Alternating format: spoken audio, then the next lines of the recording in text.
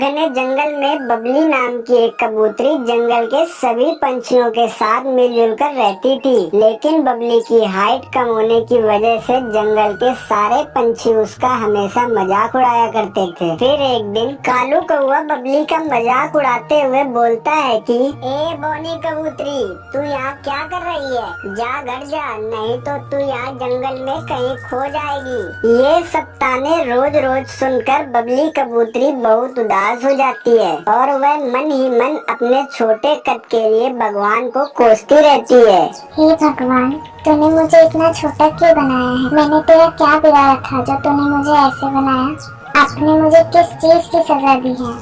फिर एक दिन बबली कबूतरी काम की तलाश में जंगल के एक शेर के पास जाती है और उससे बोलती है कि सेठ जी, मेरे लायक कोई काम हो तो मुझे काम दे दो। मैं उस काम को बहुत अच्छे से करूँगी और मेरे काम से आप कभी भी निराश नहीं होंगे। क्यों रे बोनी, क्या काम करेगी तू? तेरे तो खेलने के दिन ही नहीं खत्म हो रहे हैं। ये सब सुनकर बबली कबूतरी बहुत दुखी हो जाती है और वह रोते हुए वापस अपने घर चली आती है। और घर आकर बबली कबूतरी सोचती है कि ऐसी जिंदगी का क्या फायदा जहाँ मेरी कोई इज्जत नहीं करता और न ही मुझे जीने के लिए कोई काम मिलता है।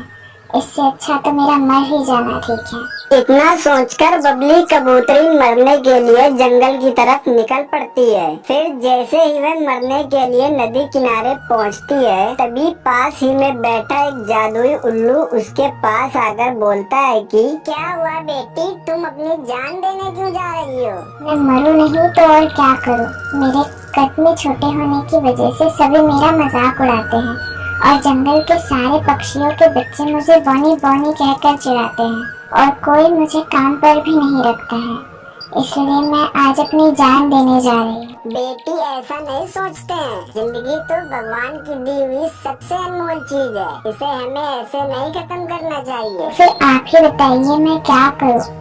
मैं इस छोटे कद को लेकर कहाँ जाऊँ? तुम चिंता मत करो बेटी, मैं तुम्हारी मदद करूंगा। इस जंगल के बीचों बीच एक जादुई आम का पेड़ है जिसमें कि जादुई आम लगते हैं। तुम उन आमों में से कोई एक आम तोड़कर अपने घर ले जाना और शाम को सोते समय तुम उसे खा लेना, जिससे कि तुम्हारी लंबाई जंगल के सभी पंछियों जैसी हो जाएगी। फिर उस जादुई उल्लू के इतना कहते ही वह उसका धन्यवाद करके वहाँ से जंगल की तरफ निकल पड़ती है। फिर कुछ देर जंगल में उड़ने के बाद वह उस जादुई आम के पास पहुंच जाती है। फिर वह उस आम के पेड़ से एक आम तोड़कर अपने घर ले आती है और रात को सोने से पहले उस जादुई आम को खा लेती है। फिर अगली सुबह बबली की लंबाई बाकी सभी पंछियों जैसी ही हो जाती है।